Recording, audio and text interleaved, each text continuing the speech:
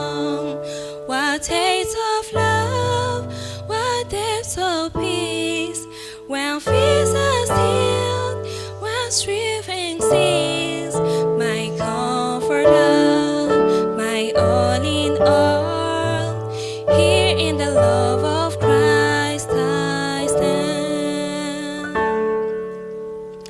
In Christ alone, who took on flesh, fullness of God in helpless babe, these gifts of love and righteousness, scorned by the ones he came to save. Till on the cross, says Jesus died, the wrath of God was satisfied. For every sin on him was laid. Here in the death of Christ I live. There in the ground his body lay, light of the world thy darkness laid. Then bursting forth in glorious day, up from the grave he rose again. And as he stands in victory, since God's love still grips on me, for I am his and he is mine, and by the precious blood of Christ. No greed in life, no fear in death, this is the power of Christ in me. From life's first cry to final breath, Jesus commands my destiny. No power of hell, no shame of man can ever pluck me from his hand, till he returns or calls me home. Here in the power of Christ I stand. No power of hell, no shame of man can ever pluck me from his hand. For I am his and he is mine. Here in the power of Christ I stand.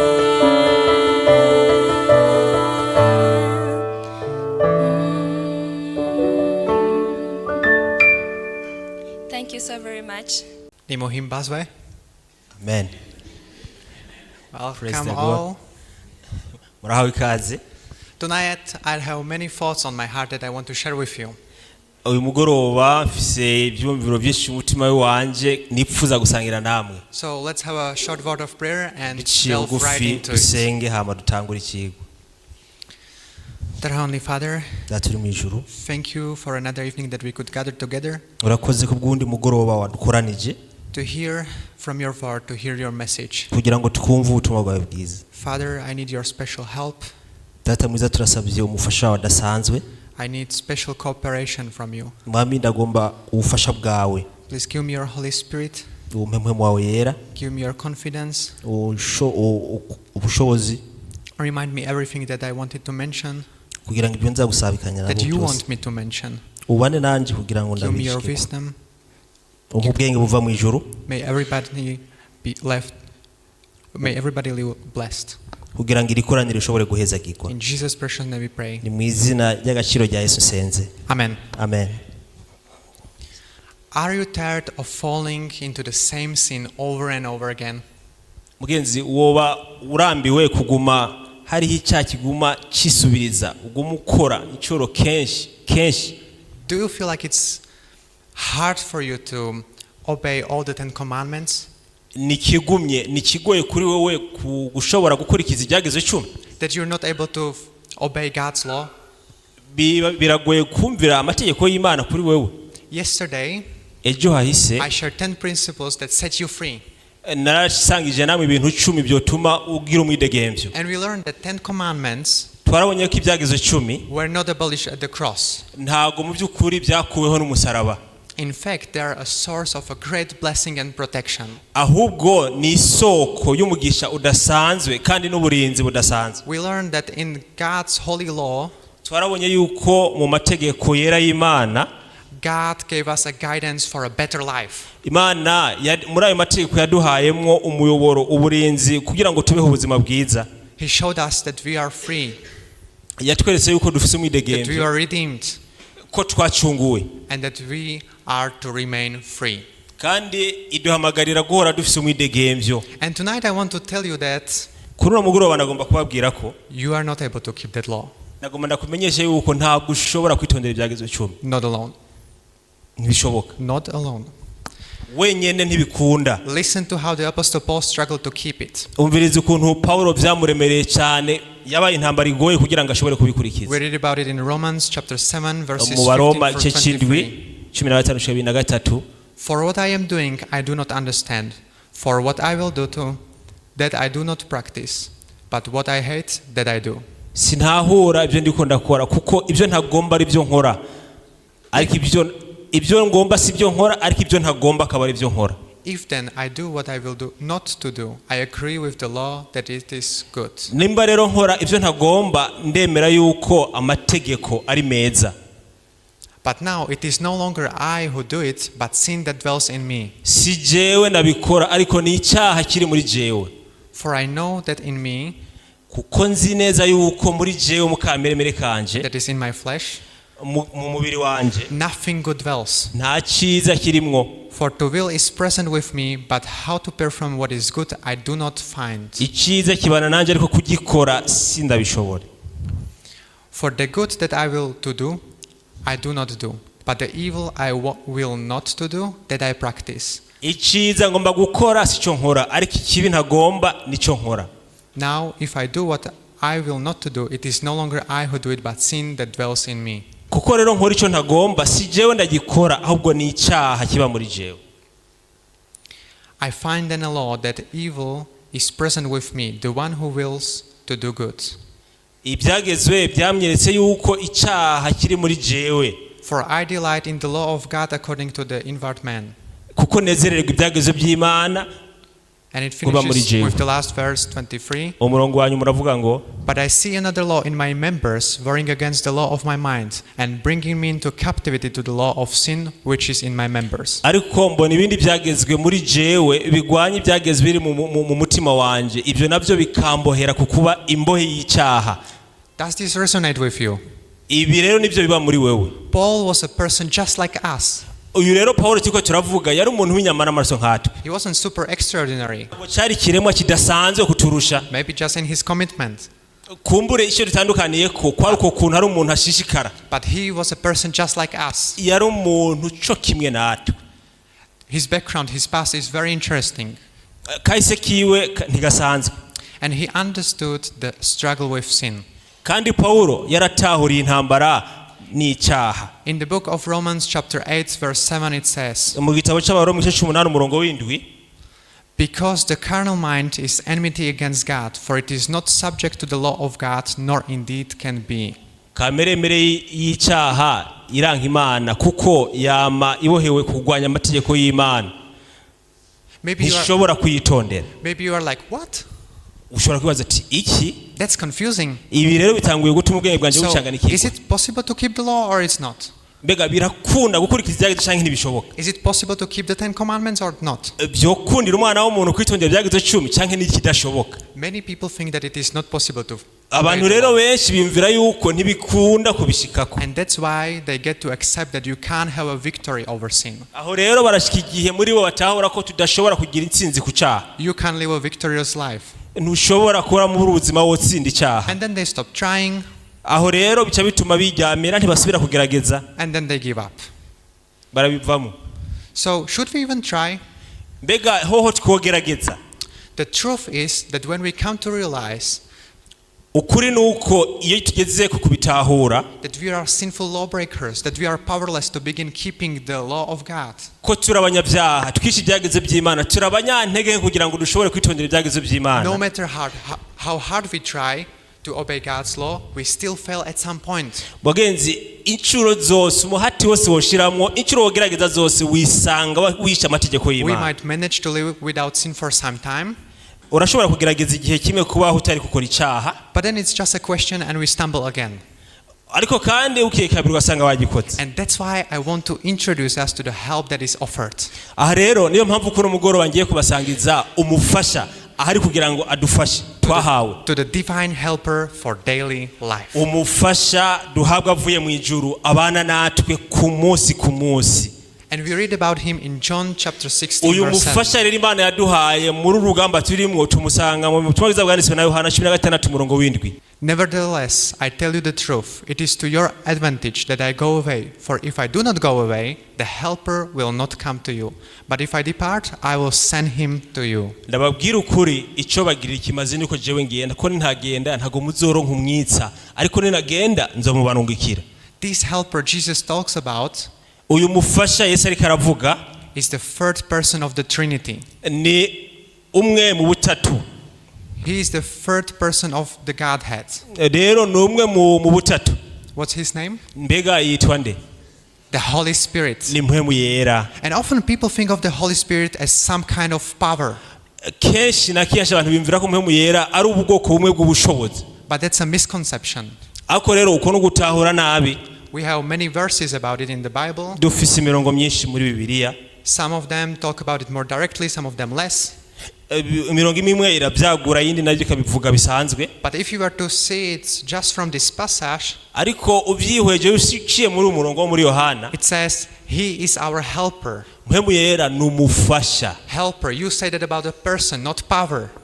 Rero bijanye no kuvuga umuntu apana ubushobozi. So He is a person N'umuntu because He can be our helper. You have akuka many- ashobora kuba umufasha. There are many more beautiful attributes in the Bible. Hari byinshi mirongo bigaruka kuri ico. Let's understand the role of this helper in the following verses. Reka rero dutahure mu buryo bwagutse igikorwa cy'uyu mufasha muri iyi mirongo. I'll be reading John chapter 16 verses 8 through 11. Twashimikiye muri Yohana 16 umurongo w'8 gushika 11. And I'll ask you to open your Bibles with me Ndabinginze mwakire Bibiliya zanyu muzugurure tubane muri Yohana 16 umurongo w'8 gushika 11. because I want to make a small interaction with you. Rero ndagomba gusa n'uganira namwe. So John 16 verses 8 through Yohana 11. 16 umurongo w'8 gushika 11. And when he has come, he will convict the world of sin and of righteousness and of judgment. Uwo niyaza azobemeza iby'icyaha ibyo kugororoka n'iby'amateka. Of sin because they do not believe in me. Kuby'icyaha kubera yuko mutanyizeye. Verse 10, of righteousness because I go to my Father and you see me no more. Kuvyo kugoroka kubera ko ngiye kwa data mutazosubira kumbona ukundi. And the verse 11, of judgment because the ruler of this world is judged. Kuby'urubanza kubera ko umwami w'isi aciriwe ku iteka. So according to this passage from the Bible, Dushimikiye kuri iki gice cya Bibiliya, what are the three things that the Holy Spirit convict us of according hari to this ibintu text? bitatu byavuze mpemu yera atuyobora ko kugira ngo dushobore gutahura. I need your help. What are the three things the Spirit convicts us of? Mu nyishure ibyo bintu bitatu mwabonye ni ibyaha. You can see it all in the first verse, in the verse Turashobora 8, kubona mu murongo w'8 but more specifically in the other, yes? Yes, that's the first thing. So it's in Icyaha. verse 9. What's the second thing? Righteousness, that's Okugororoka. verse 10. And the third element? Yes, it's Urubanza. judgment. In other words, mu yandi majambo we could say that he came to convict the world of verse 9 of what is wrong, what is bad, rero mpemu yera mu bandi mwe twavuga ngo yaje kugira ngo dutahuze icyaha. so that's sin. Ego He came to convict the world of righteousness, yaje kugira ngo yumvishe umwana w'umuntu ibyo kugororoka, so that is what is good. icyo ikizi cyari cyo. And then in the verse 11, he came to convict the world of consequence of our choice. Kandi yaje kugira ngo dutahuze ingaruka z'amahitamo yacu. So that's the judgment. Ibyo navyo bijanye n'urubanza. Have you ever heard the Spirit of God speaking to your conscience? Biramaze kugushikira mu buzima bwawe ukumva mpemu yera ariko aravugana nawe akavugana n'umutima wawe n'ubwonko bwawe. It's very important to listen to that voice. Birahambaye gutega amatwi iryo jwi. This is what the Holy Spirit does for everyone in the world. Iki rero nicyo mpemu yera akorera buri muntu wese ari mu isi. He speaks to our conscience. avugana n'ubwenge bwacu But in every presentation, kandi mu bwenge bw'umuntu wari wese I want to find a personal application, something you can take with you. hari icyo rero ngomba kugira ngo umuntu wese aze kugira icyo afashe icyo ashobora So what's the gushimikira personal application here? mbega ubwitangirwa cyangwa se uruhara rwawe n'urwahe hano So now I want to focus on the question, why do we need the Holy Spirit personally? ubu rero ngiye gushimika ku kibazo kivuga ngo ni kubera iki nkeneye mpemu yera ku giti cyanjye. Let's read the verse from Romans chapter 8, verse 13. turasoma Abaroma 8:13. For if you live according to the flesh, you will die. But if by the Spirit you put to death the deeds of the body, you will live. kuko abayogwa na kameremere k'umubiri bazopfa ariko abayogwa na mpemu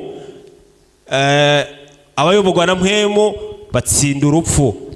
We have to put our old selfish self, the one that we inherited after the fall into sin, we have to put that old selfish self into death. rero hategeza kubaho gupfa kwa kameremere y'umubiri iyo yari yiganje itegeza gushaka ku ntambuko yo gupfa. This is something we cannot do on our own. iki rero si gikorwa wo kwishoboza ku giti cyawe. We need to crucify ourselves daily to our sinful nature, inarije jewe itegerezwa gupfa. our sinful desires, rero iyo kameremere dutera kwifuza icyaha our sinful tendencies, ibyo bituyoborera mu guhengamira mu cyaha and our sinful habits. mbere ni n'akamenyero kacu ko mu cyaha. And then we can say together with Paul, turashobora rero gushya twifatanya na Paul mu kuvuga and uku. this is my very favorite promise that I pray with every morning. rero uyu ni umurongo wanje nkunda cyane kandi mvuga buri gitondo. It's found in Galatians chapter 2 verse 20. ni umurongo dusanga mu Bigalatiya igice cya 2 umurongo wa 20. This is how I start my day. ukuri niko ntagura umunsi wanje. I have been crucified with Christ. nabambanywe na Kristo. It is no longer I who live, but Christ lives in me. si jewe ndiho ahubwo Kristo muri jewe. And the life which I now live in the flesh, I live by faith in the Son of God who loved me and gave himself for me. ubuzima mbaho mu mubiri wanje ndabubaho kubwo umwana w'Imana yankunze kandi akamfira. We cannot do this on our own. bagenzi ntidushobora kubyishobotsa. We need that promised helper. turakeneye uyu muhemu yera yasezeranywe. We need the Holy Spirit, turakeneye muhemu yera. divine helper for daily life. ni ingabire iva mu ijuru kugira ngo idufashe. And as we do this every morning, reka rero tubikore buri gitondo day by day, buri munsi as we crucify ourselves, dushishikare gushyira kamere zacu ku as musaraba. we put our sinful self to death, reka dufate inarije ipfe. we don't have to try to obey the law from my own strength, ntukagerageze gukoresha inkomezi zawe ngo witondere ibyagezwe. because it's the Jesus kubera ko ni Yesu who does it through the Holy Spirit aciye muri muhemu yera in us. abikorera muri twebwe. He lives his life of perfect obedience in us through the Yesu Holy rero Spirit. abaho muri twebwe ubuzima bwo kugororoka. I want to make an illustration. ndagomba gutanga akarorero imfashanyigisho. I have a glow here with me. murabibona ndafise amaga hano mu biganza byanje. It was supposed to be a work glow, so imagine that it's a work glow, even though it's meant for cleaning. yakorewe kugira ngo akoreshwe ahasanzwe akora ni kwa muganga kubw'akazi mugabo nayitije kugira ngo So it was yakoreshe. designed for work. yakorewe akazi runaka.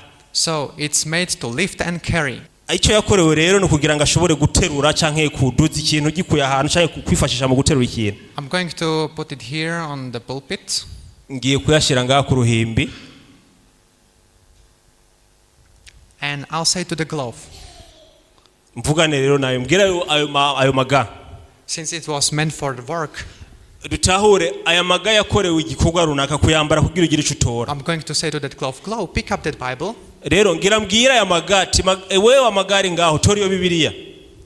Pick up that Bible, you were meant to work. ariko arayabwira tuti waremewe guterura terura rero iyo Bibiliya. But nothing happens. It doesn't do a thing. ubona hari ikiko kiraba. Well, maybe that glove needs some kind of encouragement, some kind of inspiration. kumbura aya maga akenewe ikintu cyo yatera umwete ikintu cyo yashoboza. Come on, glove, you can do it. Bega birakeneye ko ndayatora. You are made to pick up that book. kwa kwanya waremewe gukora. Still nothing. mubona hari ikiko kiraba. Well, maybe that glove needs some training, some one-on-one. kumbure aya magara akeneye kugirisha imyimenyerezo, Maybe it has to be disciplined. kumbure akeneye guhabwa indero. Come on, you put your thumb and your fingers together like this. Wamagara woshira amaboko hamwe, gira ukundi uko ndakwereka. Still nothing. Mubona hari kiriko kirabaga yemwe. Well, maybe what that glove needs is some fellowship. Kumbure aya magara akenewe kugirirwa umwitwarariko, kwigishwa, kuba hafi. You know, to get some other gloves, hang around this glove. Nkeneye kuzana izindi ganda zishire hejuru yayo canke ndazambikane naye. We could even have a nice multicultural fellowship here. We could even have a nice multicultural fellowship here. Azanye andi magara kugira ngo yabe hafi kumbure, And still nothing. nta kiriko kiraba. You know what? I think this glove needs to make a commitment. Kumbure aya magara arakeneye gufata ingingo runaka. It needs to rededicate itself to being a glove. Kumbure akeneye kugira uko yitunganya kugira ngo abe amagara meza. Raise your hand. Raise the hand. Come forward. Duza ibiganza Get byawe, baptized or something? gerageza kugira icyo ukora. Nothing. Nta kiriko kiraba kabisa. Now you get the point. Ubu rero It's turashiriye painfully obvious. ni ibintu bigoye cyane kuri wewe. Even though that glove was designed for work, Nubwo mu by'ukuri aya magara yakorewe igikorwa runaka ategeza gukora, it can't do any work. nta gikorwa na kimwe ashobora gukora. Can you hold my mic? Thank you. It cannot do any work Nta gikorwa na kimwe yokora until a living hand gushika ikiganza gifise ubuzima feels every part of it. gishoboye kumva buri gace kose kiga. Oops. And does the work through it. Aho rero birashunda nkatora Bibiliya. And that's exactly how the Christian life works. Aha rero niko ubuzima bw'urukristo butegerezwa gukora. We can live the supernatural life of God Ntago dushobora kubaho inkomezi ubuzima bwo kugororoka bw'Imana in our own strength. mu nkomezi zacu. We have the capacity for it.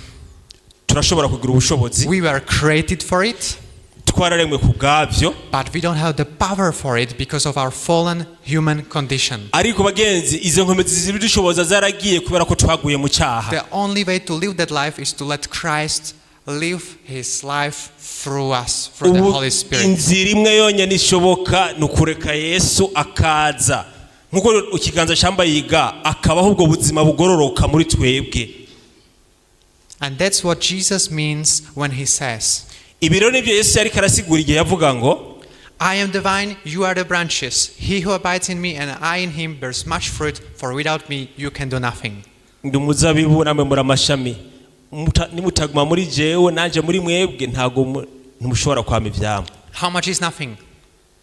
How much is nothing? Mbega avuze ngo Nothing. Zero. nta kintu na kimwe Nothing is twoshobora. nothing. Nta kintu na kimwe twoshobora Yesu atari muri twebwe. The branch does not work to produce fruit.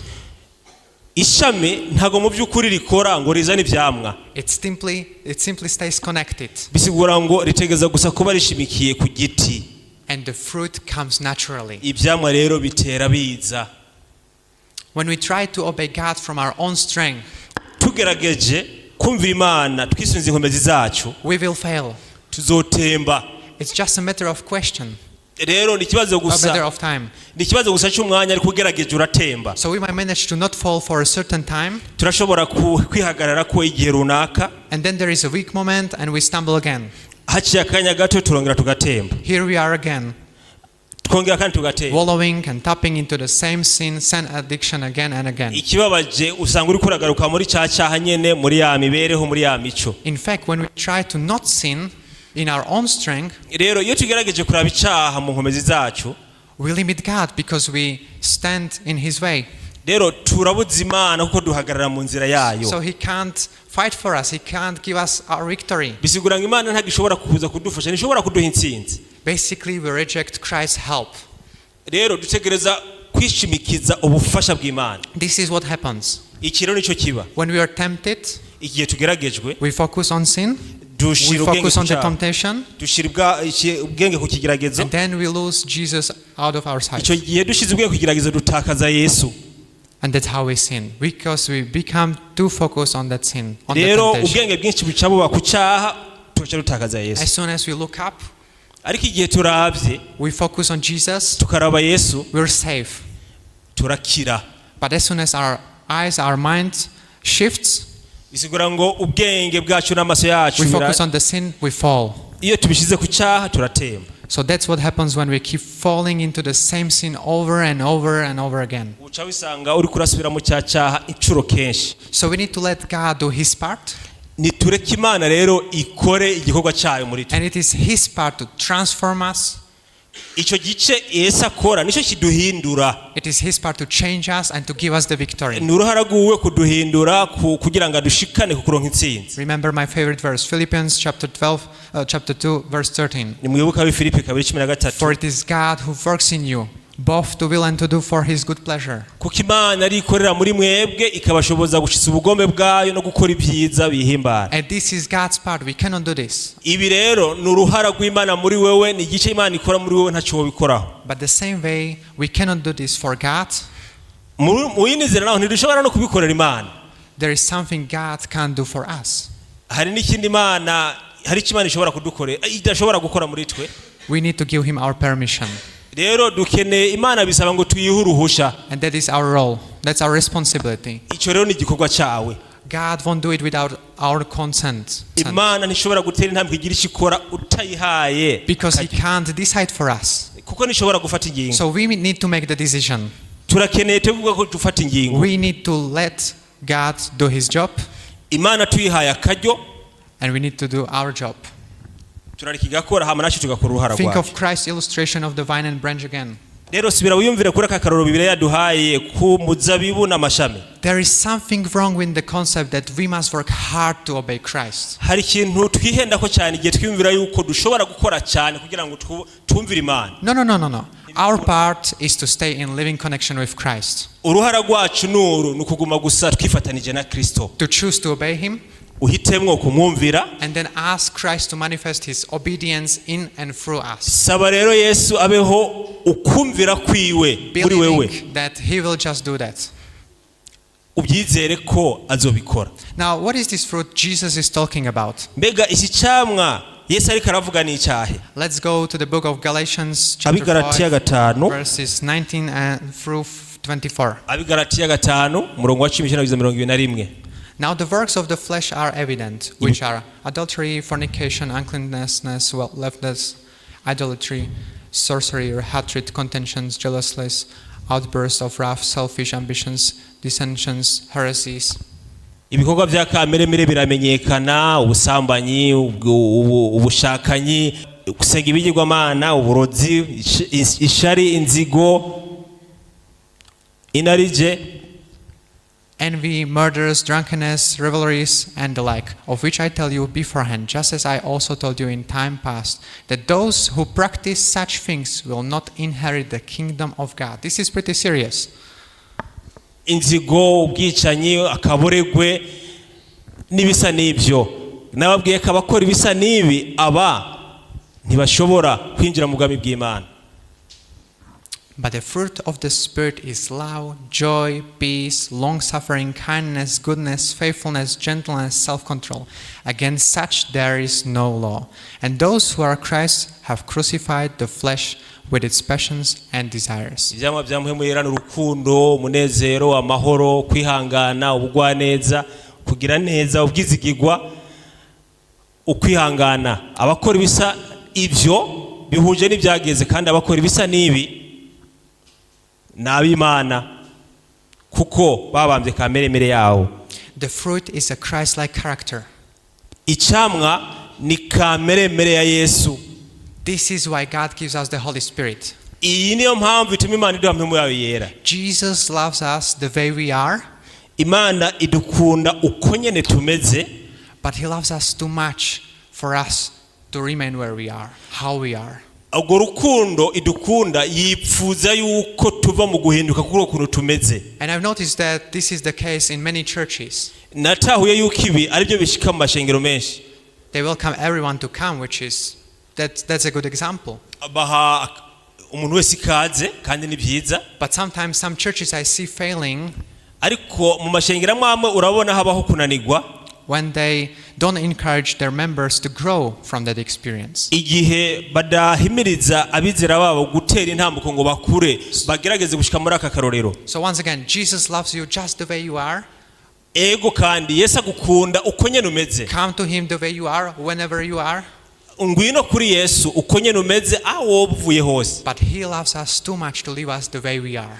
Ariko uzirikane ko urukundo rw'Imana rwifuza yuko uhinduka kuko uko kuntu umeze. Without his divine helper, we cannot bear his fruit. Kiretse dushobojera mpemu wayo yera itanga ntidushobora kugira icyamwa na kimwe cyiza twama. Let me tell you one more thing. Hari ikindi kintu kidasanzwe. There is a difference. Hari itandukaniro between a changed behavior hagati ya kameremere ihindutse and a changed heart. N'umutima uhindutse. Havuze ibintu bibiri. Guhindura umuco ingeso ariko kandi no guhindura umutima aho hari itandukaniro rikomeye cyane. Because we might manage to keep the 10 commandments on the outside. Kuko turashobora kugerageza kwitondera byageze 10 mugabo tubikoreye hanze kubigaragara ku maso. But unless our self dies, kiretse gusa inarije kameremere yacu ipfuye and Christ lives in us, hama Yesu akabaho muri twebwe, we're just painting the outside of the tomb. Aho rero niho tuzazoshobora kwerekana hanze gusa tuzoba tumeze gusa nk'imva zikuyengeje. We need to die daily. Rero turakeneye gupfa buri munsi bagenzi. And daily ask for the infilling of the Holy Spirit. Kandi buri munsi dusabe ukuzuza mpemu yera. But why daily? Kubera iki ku munsi ku munsi? Why is once not enough? Kubera iki bitaba rimwe bibe biheze? This is another misconception. Ariko rero ukuntu kundi gutahura kutari kwiza kubi. Some people believe abantu benshi babizera ko that it's a one-time experience. Ari ibintu bibaho rimwe. You receive the Holy Spirit once, wakira mpemu yera rimwe, and then it's taken care of for the rest of your life. Iyo rero ikamikuyobora ubuzima bwawe bwose busigaye. So let's go to Isaiah to read about what Isaiah says about this. Turabuhanuzi bwa Isaiah 44 ico buvuga. Chapter 44 verses 3 through 4. Yesaya 44 gatatu gushika 4. For I will pour water on him who is thirsty and floods on the dry ground. I will pour my spirit on your descendants and my blessing on your offspring. Kuko nzosuka amazi ku isi yumagaye kandi nzosuka umuzure ku isi y'ubugaragwa, nzosuka mpemu wanje kurunganwe rwa Yakobo kandi nzohezagira abana bawe. They will spring up among the grass like willows by the watercourses. Bazohaguruka bameze nk'ubwatsi. So what is the Holy Spirit compared to? None mubona mpemu yera ari iki mugerageje kuraba ngaho? What is the Holy Spirit compared to according to this text? He's compared to water, yes. Aho mpemu yera agiranijwe n'amazi. What are we compared to? Okay. We are compared to plants. Rero aho mpemu yera yagiranijwe n'ivyatsi. Plants need water to germinate but also to grow.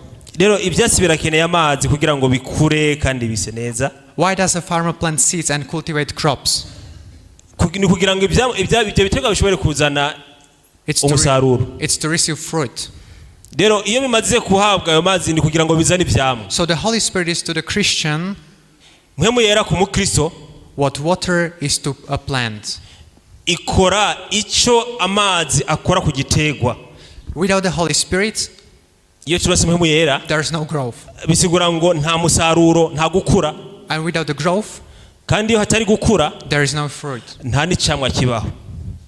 Will there ever be a day when we'll say, today I don't need to grow? Mbega hariho umunsi uzovuga ngo uyu munsi shaka gukura, ndashaka kugumukondi. Today I don't need the Holy Spirit? Uyu munsi ntago nkene mpemu yera. Of course not. Ego kumbure. We need God every day. Turakeneye Imana buri munsi. Every day we need to drink from the fountain of life. Buri munsi turakeneye kunywa ku isoko y'ubuzima. We can't store up yesterday's water for today's thirst. Amazi y'ejo ntago ashobora kuba yokuraho inyota y'uno munsi. The same way as Israel in the wilderness. Cyo kimwe n'Abisirayeli mu bugaragwa. If you know the story, niba mwibuka inkuru, God was very merciful when they were in the wilderness. Imana yarerekanye urukundo rwinshi kw'Abisirayeli igihe bari mu bugaragwa. And every day there would be manna falling from heaven. Bisigura ngo buri munsi barahabwa manu ikoroka ivuye mu ijuru. And every day except from Friday, bararonka buri munsi gushika vendredi when they were asked to store more manna also for Saturday so they would not break it. kubera ko kuwanyuma basabwa gutora ingero zibiri kubera ko ku munsi kurikira ku isabato manu ntiyakoroka. Every day they were asked, they were supposed to collect manna just enough for the day. Rero buri munsi basabwa kwegeranya ingero ihwanye n'umunsi manu z'umunsi umwe. Because if they store more manna than just for the day, kubera ko bagerageje kuguma manu nyinshi irengeye umunsi it would get spoiled. It would rot. byarabura ntacyo byabamarira. And it's the same true for us. iyi rero niko kuri no kuri twebwe. Yesterday's prayer cannot sustain today's spiritual life. amasengesho wasenze ejo ntagashobora kuzigama uno munsi mu buryo bwa Yesterday's Bible study cannot replace today's walk with Christ. ibyigwa bize muri bibiliya ejo ntago bishobora gusubirira ibyigwa utegeza kwiga uno munsi. Every day we need fresh manna from heaven. bisigura ngo buri munsi turakeneye manu nshasha ivuye mu ijuru. Every day we need a fresh experience with Christ. buri munsi turakeneye imigenderanire mishasha n'Imana yacu. And we need to realize that it's a process. dukeneye no gutahura n'imibereho ihoraho. What is it? ndi iki gayemo? It's a process. bisigura ngo ni ibintu dukora buri munsi n'akamenyero. Allow yourself to be in a process. rero emerera imibereho yawe, emerera umutima wawe kugenda ubaho ku kuntu buri munsi. Because people too often get discouraged when they don't see a change immediately. ibihe cyangwa kenshi abantu bararambirwa iyo badashiye babona ihinduka ubwo nyene. They become too focused on failing and then they get discouraged. icyo gihe rero baca bashira ubwenge bwabo ku kunanirwa maze bagaca bacika intege. And eventually they give up. rero igiza gukurikira baca babivamwo. But allow yourself to be in that process. rero utegeza gucahura yuko nakamenyero. Kids don't grow overnight. rero umwana ntagakura mu ijoro rimwe. So do you think that you can change your character overnight? uyumvira yuko wahindura kamere yawe mu ijoro rimwe? If you're working out, nimba warabigerageje, you go to a gym, ukaba waragerageje kujya aho bagira siporo mu nzu y'imyimenyerezo, and it's your first day. akaba ari umunsi wawe wa mbere. You don't lift 200 kilogram dumbbells when you're just starting out. ntabwo uca uterura ibiro ijana. But as you go to the gym day by day, ako kushishikara kuja kuri gym ku munsi ku munsi, you increase the weights gradually. usanga rero ku munsi ku munsi ugenda uduza You won't inkomezi. lift the heaviest weights in one night. icyo gihe rero urashobora guhindura ibiro byawe byinshi bikagenda bigira gute bigabanuka. So the transformation should happen every day. bagenzi, ihinduka ni ikintu kibaho ku munsi ku He munsi. promises in James chapter 5, if you draw near to God, He will draw near to you. muri Yakobo 5 avuga ngo nimwaza kuhoraho n'abazoza kuri mwe. So don't ask how He will do it or when He will do it. reka kubaza ngo azobikora gute canke azobikora ryari. Just keep seeking Him. shishikara kumurondera. This is a long process. bagenzi, ni urugendo rurerure. You're not going to see the difference from yesterday to today. ihinduka ntabwo uzoribona hirya ejo hahise cyangwa uno munsi. But as you do that, ariko igihe umenyera as kubikora, you allow yourself to be in that process, igihe wemerera kamereme yawe gushishikara, maybe in 1 month, kumbure mu kwezi maybe in kumwe, 3 months, mu mezi 3, when you look back, usubije amaso inyuma, you'll see that your life is growing uzoshishikara kubona ko urukundo rwawe ruriko rurakura and it's improving. kandi hariko harabihinduka. So allow yourself to be in that process. emerera rero umutima wawe uje muri urwo rugendo, Be merciful to yourself. kandi ushishikare kunezererwa ibiriko birakoreka muri And the wewe. more you seek Him, uko ushishikara the more kumurondera, you know Him. niko ushishikara And the gutahura closer cyane, you are with Him. ni nako ushishikara kumwegera, To the point that people around you are able to see Jesus in you. gushika ku rugero abo bantu bari hampande yawe bazobona Yesu muri wewe, And how you reflect Christ's love. ukuntu ushishikara guhishura kwerekana urukundo rw'Imana. This is a long growing process. bagenzi, iyi ni intambuko, ni urugendo rurerure kandi rukura, From baby to the state of fullness of Christ. kukuba twari ibintazi hama tugashika ku kumenya Imana muri twebwe. And it doesn't matter where you are in that process. ntago bishimikiye ku aho uri, Whether you are in the beginning kumbure ushobora kuba uri mu ntango, or in the half, kumbure uri hagati mu rugendo, it doesn't matter. icyo si kibazo. As long you are still on the journey in that process. uko ushishikara kuba muri urwo rugendo rwo kurondera ko wiyegereza Imana ku munsi ku munsi, Because as long you're in that process, on the journey, uko urugendo rushishikara rukura ku munsi ku munsi, you're safe. uzoshikara kugenda uba amahoro. But when you separate, when you depart from God, you're lost. ariko niwegera kure y'Imana uzozimira. Therefore, you need to reconnect as soon as Rero possible. shishikara kuguma wiyunze na Kristo. Therefore, seek Him every day. Bisigura ngo kugira bishoboke murondere buri munsi. 1 Peter chapter 1 verse 2. Ikete ya mbere ya Petero igice cya mbere umurongo wa kabiri. Elect according to the foreknowledge of God the Father, Bene data kubwo kumenya Imana data, in sanctification of the Spirit, kubwo kwezwa na mpemu yera, for obedience and sprinkling of the blood of Jesus Christ. Grace to you and peace be multiplied. kubwo kumvira no gusuka kwa amaraso ya Kristo Yesu, ubuntu n'amahoro bibe muri mwebwe. As obedient children, Nk'abana bumvira, not conforming yourself to the former lusts, ntimwishushanye n'imibereho yanyu ya kera, as in your ignorance. igihe cy'ubutamenya But cyane. as He who called you is holy, you also be holy in all your conduct. Kuko abahamagaye ari uwera, namwe ni mube abera no mu mibereho yanyu no Because mu it is ngeso zanyu. written, be holy for I am holy.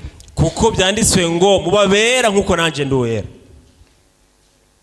So this is the process. Rero bagenzi, ni urugendo rubandanya. When we receive more and more of the Holy Spirit, Igihe dushishikara kuronka ukuzuza mpemu yera ku munsi ku this munsi, is called sanctification. ibyo rero bidushikana ku cyo twita ukwezwa. Sanctification is the process of becoming more like Jesus. Ukwezwa ni intambuko zidushikana ku gushishikara gusa na Yesu. What is the goal of sanctification? Mbega intumbero y'ukwezwa ni yahe? It's to perfectly reflect Jesus. Ni gushika ku rugero rwo kwerekana Yesu mu mibereho yawe. Until we have reached this state, Gushika dushitse kuri urugero, there is work to do in us. hari igikorwa gitegeza gukoreka muri twe. Because otherwise, Kuko mu by'ukuri binyuranye we n'ibyo, start comparing ourselves to other people. duca dutangura kuza turigereranya na bagenzi Then we bacu, get discouraged tugaca dusanga twashitse intege, and then we fall. tugaca tubiheba. And this process is an ongoing, lifelong process. Bisigura ngo iki gikorwa ni igikorwa kibandanya mu mibereho ubaho mu buzima bwawe bwose. Let's look at how Paul described it. Reka turabe uko Paul yabisiguye. Not that I have already attained or am already perfected, but I press on that I may lay hold of that for which Christ Jesus has also laid hold of me. Ntago niyumvira yuko maze kubishikako canke ko mbaze gutsinda, ariko nshishikara kuramiriza kugira ngo shire umutima kuco twashize imbere. Iwo ni Kristo Yesu ashoboza. Brethren, I do not count myself to have apprehended it, but one thing I do, forgetting those things which are behind and reaching forward to those things which are ahead. I press toward the goal for the prize of the upward call of God in Christ Jesus. Bene data, ntago niyumvira nk'uwamaze kugishikako, ariko ndaba ikintu kimwe gusa, nibagira ibiri inyuma hama nkitegereza ibiri imbere. Ibyo nabyo ni ntumbero imwe ntumbereye gushikako, ni igitsibo ico umwami Yesu azonyambika. Paul had been an active Christian for many years. Paulo yari umukristo w'umwete imyaka myinshi. He planted churches, Yarashize amashengero, preached, yarasiguye, healed, yarakijije, raised the dead, yarazuye n'abapfuye, etc. n'ibindi n'ibindi. But did he consider himself perfect? Mbega yariyumvire yuko agororoka? No. Oya. Did that discourage him from pressing on? Mbega byaramuciye intege zo kuramiriza? No. Oya. We need to strive towards sanctification. Rero turakeneye gushika ku rugero rwo kwezwa. I really like this illustration, this comparison. Rero nashoboye kuronka aka karorero. Christian life is like a ride on a bicycle. Ubuzima bw'umukristo busa n'umuntu ariko aranyonga ikinga. You have a goal, you have a destination place ahead of you. Urafise aho tumbereye kuja. You're cycling. Uri kuranyonga ikinga. You're getting closer to the destination place. Utumbera iyo uri kuraja ku ntumbero yawe. What happens when you stop cycling? Mbega iyo uhagaritse kunyonga ikinga hacabiki? You will fall. You will fall off the bike. Bisigura ngo ikinga rihagarara. And it's the same with our Christian experience, with our Christian walk. Nico kimwe n'imibereho y'Ukristo yacu. We need to grow daily. Ku munsi bisabwa ko dukura. Keep growing. Ku munsi turamirize tubandanye. Because when we'll stop, iyo duhagaritse, we'll become lukewarm. Tuzoca tuba akazuyazi. And when we'll become lukewarm, we'll fall away eventually. Nitukaba akazuyazi tuzoca dutemba. And this stuff doesn't happen overnight. Ibi rero biriko biradushikira ku munsi. It happens gradually, day by day. bitegereza kuba kenshi ku munsi ku munsi. But there is also something that can hinder our sanctification process, and we read about it in Romans chapter Hari 8. ikindi kintu gishobora kubuza ukwezwa kwacu, tukirabe mu Baroma 8:4 gushika 8. That the righteous requirement of the law might be fulfilled in us, who do not walk according to the flesh, but according to the Spirit. For those who live according to the flesh set their minds on the things of the flesh, but those who live according to the Spirit, the things of the Spirit. Kugira ngo kuguruka gusabwa n'ibyagezwe gushikano muri twebwe, ariko bitavuye ku nkomezi za kameremere z'umubiri, ariko bivuye kuri mpemu yera, kuko abayobogwa na kameremere k'umubiri bakora ibyifuzo bya kameremere k'umubiri, ariko abayobogwa na mpemu bakora ibyifuzo bya mpemu yera. For to be carnally minded is death, but to be spiritual minded is life and peace. Because the carnal mind is enmity against God, for it is not subject to the law of God, nor indeed can be. Kuko ubwenge bw'isi ari upfu, kuko abayobogwa na mpemu umubiri nibo bafise amahoro, nibo bafise ubuzima n'amahoro, kuko ubwenge bw'isi bwanka Imana kandi ntibushobora kwitondera ibyagezo by'Imana. So then those who are in the flesh cannot please God. Abo rero bayobogwa na kameremere k'umubiri ntibashobora guhimbara Imana. Is a person who is led by the Spirit a violator of God's law? Hoba hariho umuntu ayobowe na mpemu yera yo kwishyagezo by'Imana. Think of your life as a bottle or a jar. Iyumvira ubuzima bwawe nk'icupa. The Holy Spirit is like water being poured into that jar or Mpemu that yera bottle. imeze nk'amazi ashigwa muri iri cupa. The problem is not that God is not willing to give us more of the Holy Spirit. Ikibazo suko Imana itifuza kuduha mpemu yayo yera. The problem is Ikibazo ni iki? that the jar, the bottle is too often already filled with rocks. Icupa rihora riba ryujuje mpemu yera, yuzuye. And those rocks represent Aya mabuye ari muri iryo cupa ahagarariye our cherished sins, ibyaha dukunda, pride, selfishness, ubwibone, inarije, bitterness, hatred, ubwansi, inzigo, our addictions, and things we refuse to surrender. hamwe n'ibyo bintu tudashaka guheba.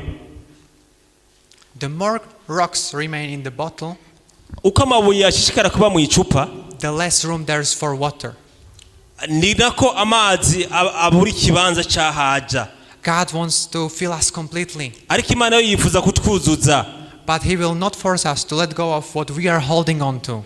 ariko ntago yo dufata ku ngufu ngo duhebe bya bindi imitima yacu ikunda. As we surrender those rocks one by one, Iyo rero duhevye ya mabuye agereranywa na n'icyaha, ubwibone n'ibindi, there is more space created for the Holy Spirit to work in our lives. harabaho ikibanza mpemu yera acabamwo kugira ngo akorere mu buzima bwacu. A spirit-filled person is not someone who has learned to hide sin better. Umuntu yuzuye mpemu yera si uwo muntu yize kuba ahisha ibyaha byiwe. A spirit-filled person is someone who has been willing to remove those rocks that were standing in the way of God's presence. Umuntu yuzuye mpemu yera ni uwo muntu hamwe yifuza gufata ya mabuye agereranywa na za kamere mbi dufise kugira ngo abeho ayobowe ubuntu bw'Imana bube muri we. A spirit-filled person is someone who was willing to clear that path between himself and God. Uwo muntu yuzuye mpemu yera ni uwo muntu yifuza gufata iyo nzira imuhuza n'Imana igahora ikubemwo ibyo buzima nako ikwegera. If it's your desire to be that spirit-filled person, Nimba ari ubushake bwawe kuba uwo muntu yuzuye mpemu yera, then you are feeling God touching your heart. kugira ngo wumve Imana ikora ku mutima wawe, We don't have that desire on our own. ntidushobora kugira umutima ushingiye kuri twebwe. Remember, it is God who works in you. Niwibuke ni Imana ikorera muri wewe, It is God who gives you the desire. ni Imana iguha ubwo bushake. And even if you don't have the desire, you can ask God to give you the desire. Igihe udafise ubwo bushake bwo kubikora, saba Imana ibuguhe. Listen to God's voice. Wumve icyo Imana, wumvirize ijwi ry'Imana. Respond to the call of the Holy Spirit. Ishura, itabira imihamagaro ya mpemu yera. He wants to be your divine helper for daily life. Aragomba ko umufasha ava mu ijuru kuri wewe ku munsi ku munsi. He wants to set you free from tapping in sin. Kandi aragomba kuguha umwidegembyo kugira ngo ntuhore uri imbohe y'icyaha. He wants to give you victory in your life. Mpemu yera aragomba kuguha intsinzi mu buzima bwawe. He wants to give you a new heart. Aragomba kuguha umutima mushasha. He wants to create a new spirit within you. Aragomba kurema impwemusha mu It buzima takes bwawe. only to ask.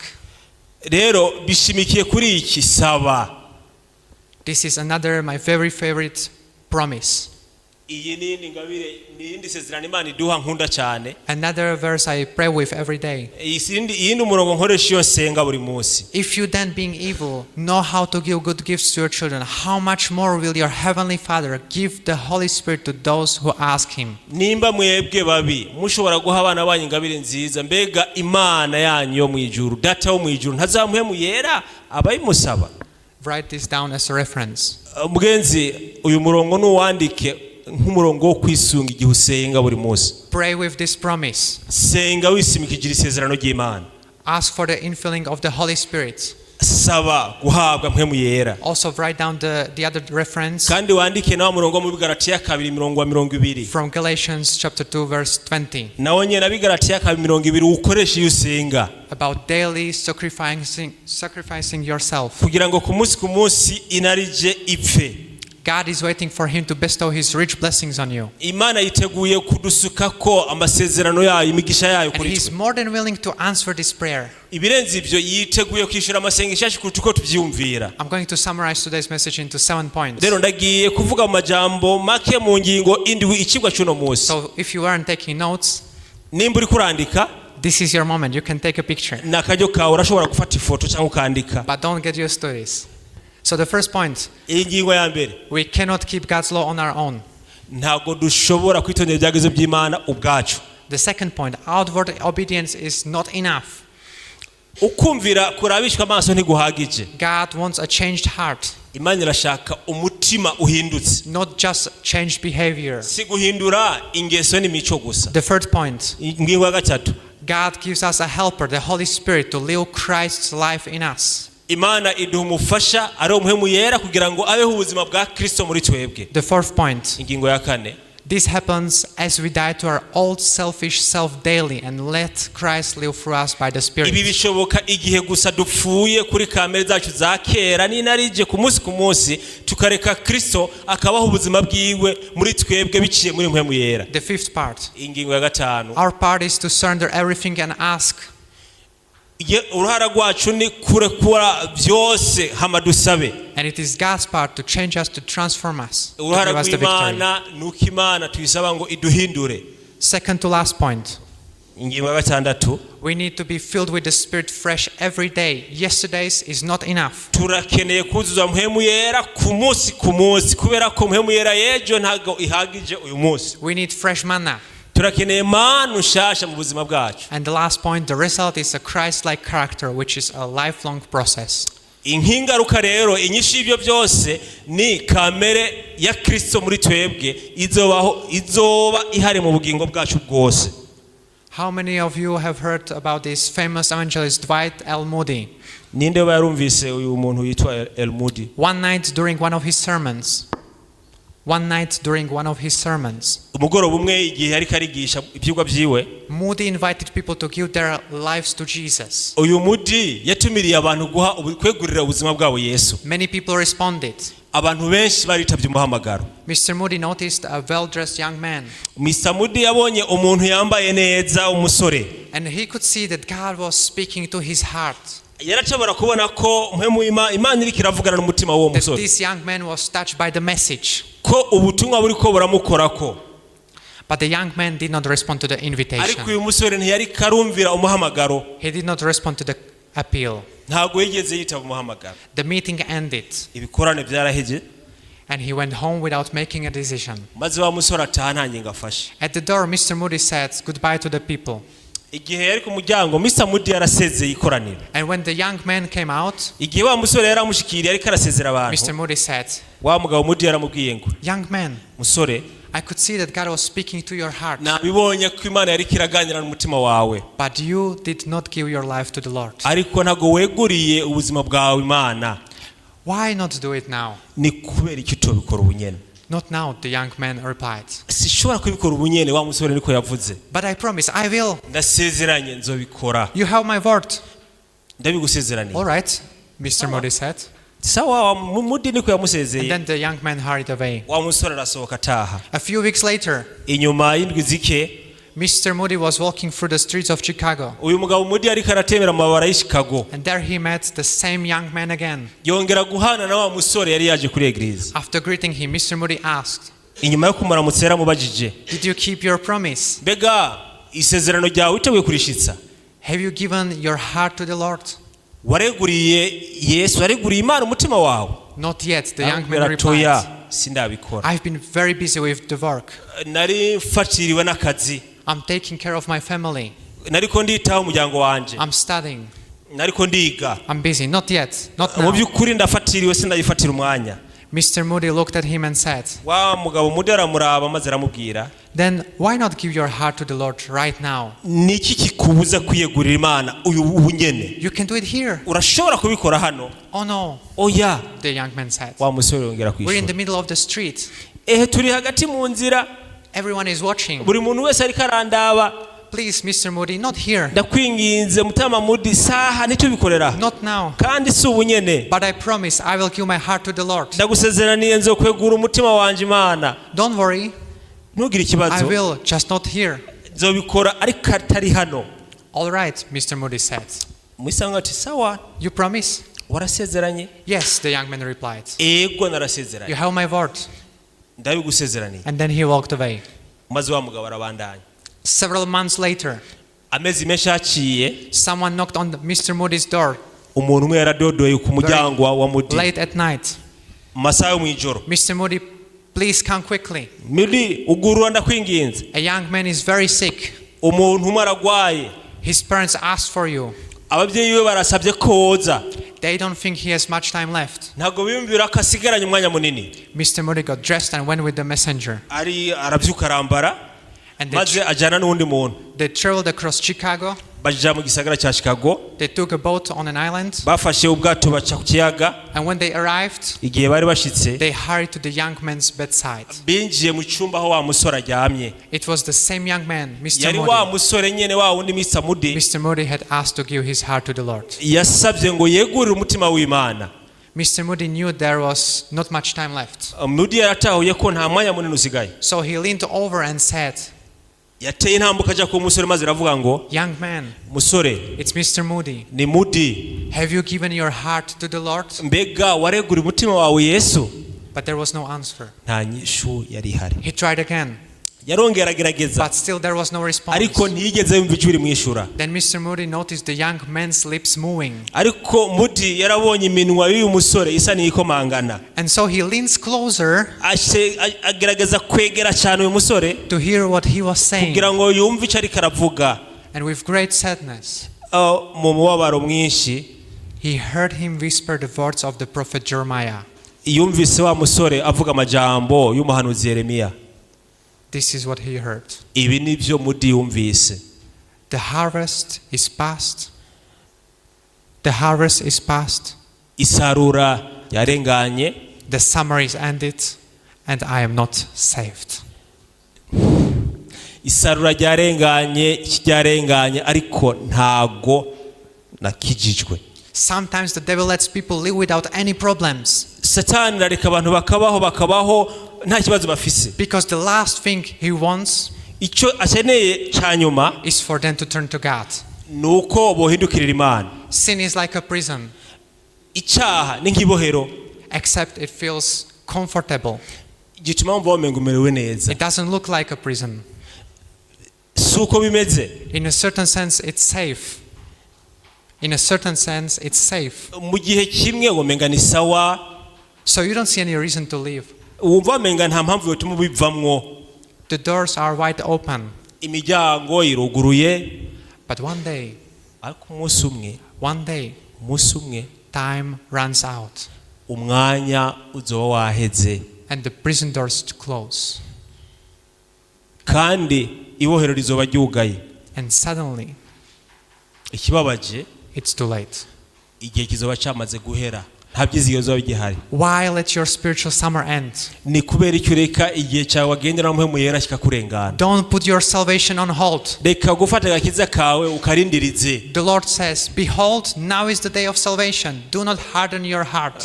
Imana iravuga ngo uyu munsi niwo munsi wawe wo gukirizwa ko reka gukomantaza umutima wawe People often say, abantu kenshi barishura ngo I can't get really baptized sishobora kubatiza because I'm not perfect. kuko singororoka Or I can't go to church sishobora kuja gusenga because I sinned, kubera ko nakoze or icyaha, I can't pray sishobora gusenga because I sinned. kubera ko n'umunyabyaha. But it's like saying I can't go to the doctor because I'm sick.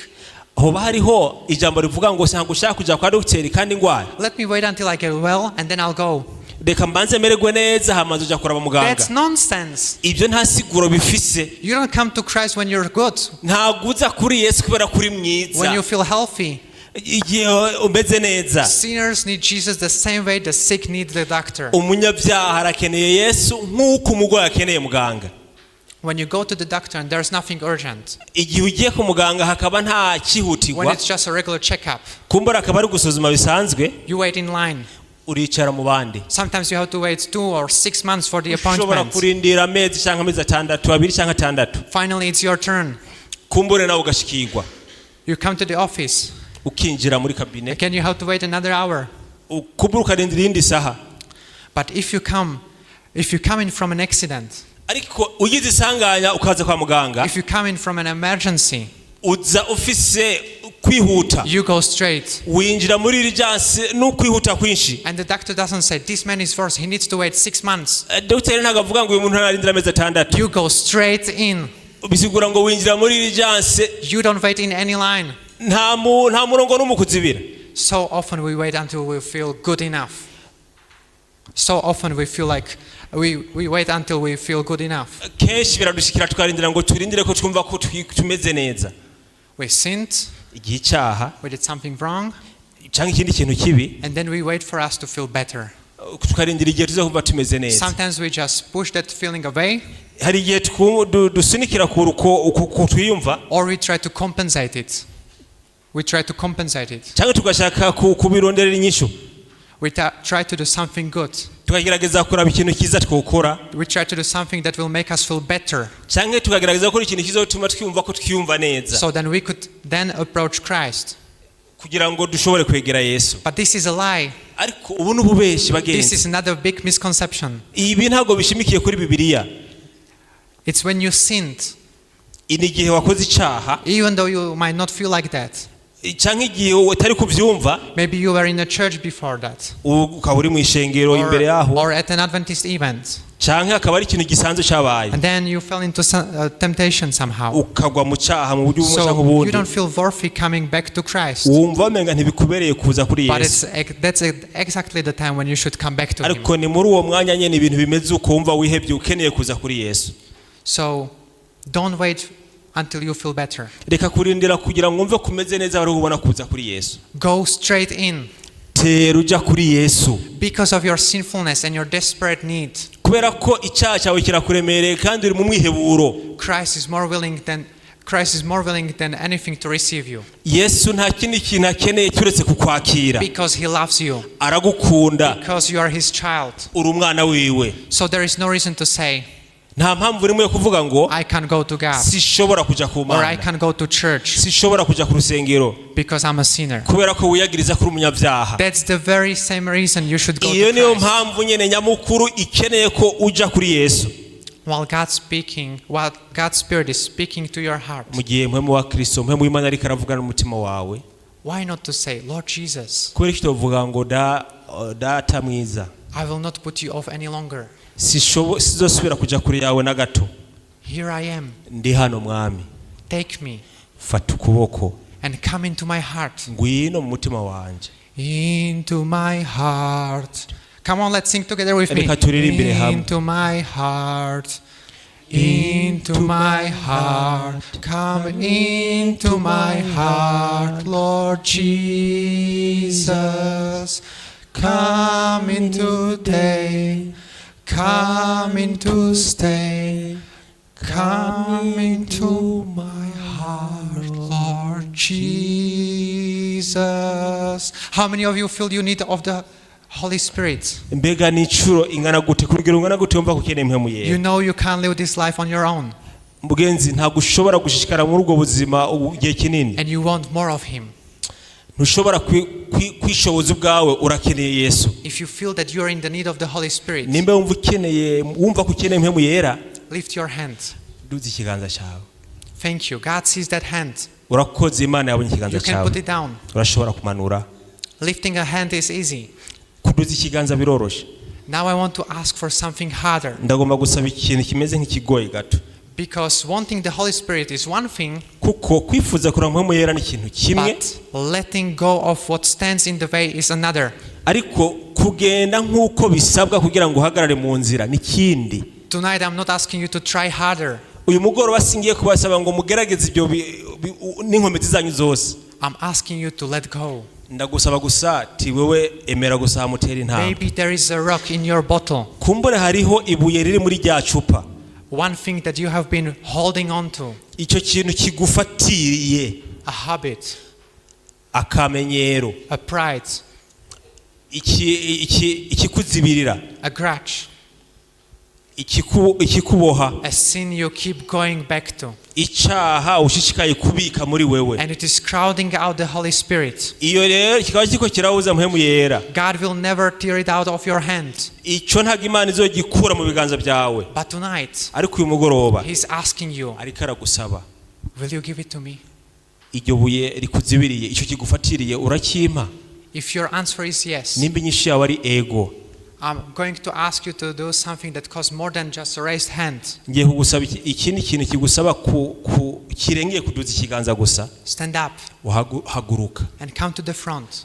utere intambwe kuzana imbere. You don't have to say anything. Nta jambo nari muza kuvuga. You don't have to do anything. Nta n'ikindi kintu uza gukora. Just stand up uhaguruke gusa and come to the front. hamuze hano imbere. If you're hearing God's voice in your heart, ukaba uri kurumva iryoje mu mutima wawe, if you're feeling convicted ukaba wumva hari ukuntu umutima wawe wumvishijwe na mpemu yera, that there is something you need to surrender, ukumva hari ikintu ukeneye kwegurira Yesu, there is something specific hari ikintu utunguruto kugomba guheba, that holds you back from God, icyo kintu kikubujije kwegera Imana, come forward.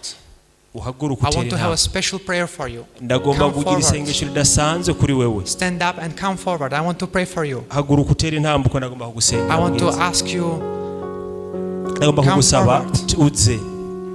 you don't have to feel anything. Nta kintu na kimwe uza ku, You don't have to be strong enough. ntago bisaba ngo hagire icyo mva mu mutima, ntago bisaba ngo It's wambaye enough inkomezi. to be willing. Birahagije wumvise gusa ko umutima wawe Please, ubigomba. don't come if you don't mean it. Mugenzi ntuze igihe wumva ko nta cyabaye muri wowe. Count the cost first. Count the cost first. Ntuze gusa kubera ko wumva ko hari cyabaye. But if you're ready to let go, Ariko ni wumva gusa ugomba gutera intambwe, come forward. tera intambwe uko Come forward. ukumva Amen. umutima wawe wiyugure kugira ngo ibyo bintu utambukire muri ibyo, tera God intambwe. bless you. Imana iguhezagire. Are there others? Hoba hariho abandi. God bless you. Imana iguhezagire. Amen, brother. Amen, sister. Amina. God bless you. Imana ibahezagire bagenzi. Is there anyone else Hoba hariho wundi that wants to come yifuza gutera intambwe and kakaza commit yourself to Jesus? kugira ngo yegurire Yesu byose. I want to have a special prayer for you. Ndagomba kugira isengesho There is ridasanzwe. something specific between you and God. Only you know about Hari it. ikintu kidasanzwe kiri hagati yawe n'Imana, niwe ukizi. A hidden sin, Kumbura icyaha gihishijwe, a hidden addiction. kumbure ubusambanyi buhishijwe. I want to have a special prayer for you. Ndagomba kugusengera. Let's pray. Reka dusenge. Dear Heavenly Father, Data wo mu ijuru, thank you for the message we could hear. urakoze ku butumwa bw'uno mugoroba. It's very important to understand this message. Birahambaye gutahura ubutumwa. There are many misconceptions. Hari ibintu byinshi twihendako, There are many lies from Satan. hari ububeshi bwinshi buva kuri Satani. Thank you for giving us your light. Urakoze kuduha umucyo wawe. Thank you for giving us better understanding of this message. Urakoze kuduha gutahura k'ubutumwa. Father, I want to pray for these people in a special Ndagomba way.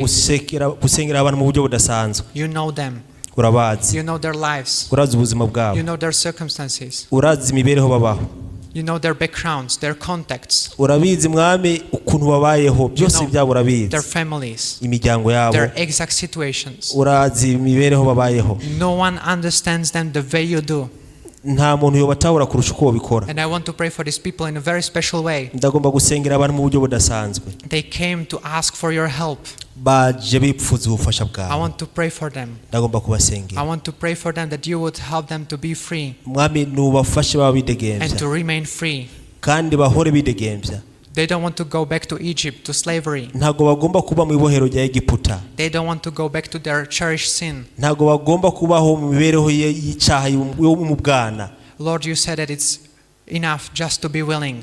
mwami waradusabye gusa ngo ndagomba umutima ubigomba. It's enough just to ask. Ibyo birahagije kuri wewe. And so we need your help. Turagomba rero mpemu wawe yera. We need the help of your Holy Spirit. Turakire mpemu wawe yera.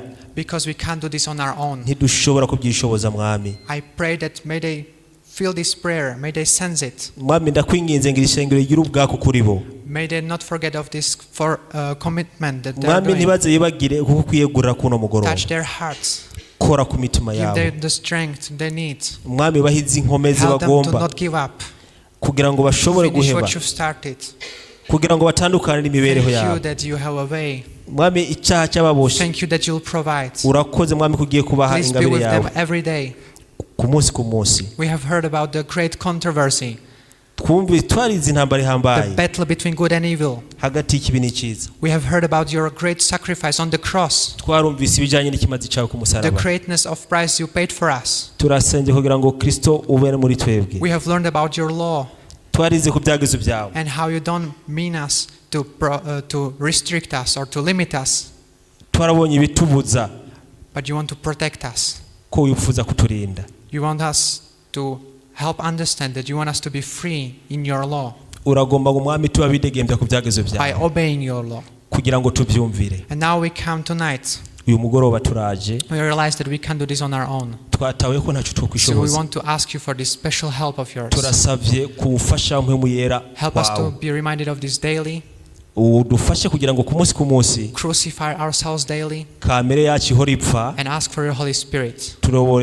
turasabye mpemu wawe yera Heal our hearts kiza imitima yacu and finish what you've started. heraheza icyo watanguye. In Jesus' precious name we ni pray. mu izina ridasanzwe rya Yesu Kristo. Amen. amen amen.